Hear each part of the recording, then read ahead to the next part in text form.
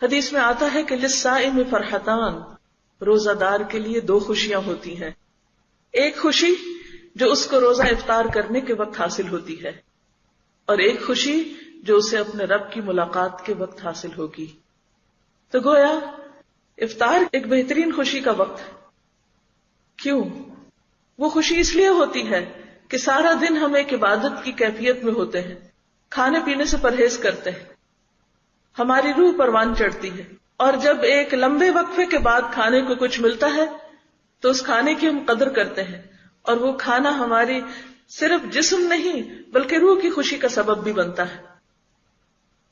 ایسے میں انسان واقعی خوش ہوتا ہے، اور ایک پانی پینے کے بعد جو اسے سکون کی کیفیت حاصل ہوتی ہے، اس کی سوچ اور اس کے خیال اور اس کے احساس میں کیا ہوتا ہے کہ جو بھی دن بھر میں نے کوشش اور مشقت کی، میرا رب اسے قبول کر لے، اور جب میں اپنے رب سے ملاقات کروں تو وہ ملاقات واقعی خوشی کا وقت ہو.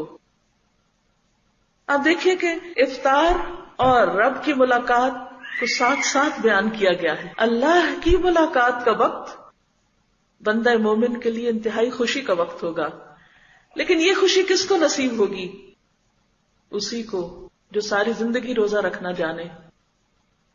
کبھی آپ نے یہ تجربہ بھی کیا ہوگا کہ رمضان کے دنوں میں آپ کو شرعی عذر کی وجہ سے روزہ چھوڑنا پڑتا ہے. اس وقت آپ دن میں کچھ نہ کچھ، چاہے پراپر فوڈ نہ بھی لیں، تھوڑا بہت ہی ادھر ادھر سے کچھ لے لیتے ہیں، تو شام کے وقت کھانے کا سارا مزہ خراب ہو جاتا ہے. وہ مزہ جو روزہ داروں کو افطار کے وقت آتا ہے وہ آپ کو آ ہی نہیں سکتا. بھلے آپ نے پیٹ بھر کے نہ کھانا کھایا ہو، تھوڑا تھوڑا ادھر ادھر سے کچھ لے لیا ہو. بالکل اسی طرح اللہ کے پاس جا کر اللہ کی ملاقات کے وقت کس بندے کو خوشی ہو سکتی ہے؟ اسی بندے کو جو مکمل روزہ رکھ کے آئے، جو اللہ کے سامنے اس حال میں کھڑا ہو کہ یا رب تیری خوشی کی خاطر میں نے یہ بھی چھوڑ دیا اور یہ بھی چھوڑ دیا اور یہ بھی چھوڑ دیا. میں نے وہ سب چھوڑ دیا جو تو نے میرے لیے حرام کیا تھا. میں نے وہ سب چھوڑ دیا جو تجھے ناپسند تھا. میں نے وہ سب اختیار کیا جو تیری خوشی کا تھا. اسی وقت وہ صدا اس کو آئے گی، رضی اللہ عنہم ورضوا عنہ، اللہ ان سے راضی ہو گیا اور وہ اس سے راضی ہو گئے.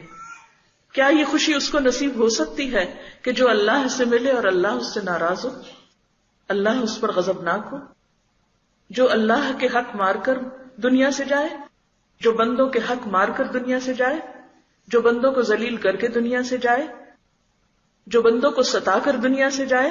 کیا وہ بھی اس خوشی کا مستحق ہو سکتا ہے کہ وہ اپنے رب کے سامنے کھڑا ہو؟ کیا وہ ایک مجرم کی حیثیت میں کھڑا نہ ہوگا؟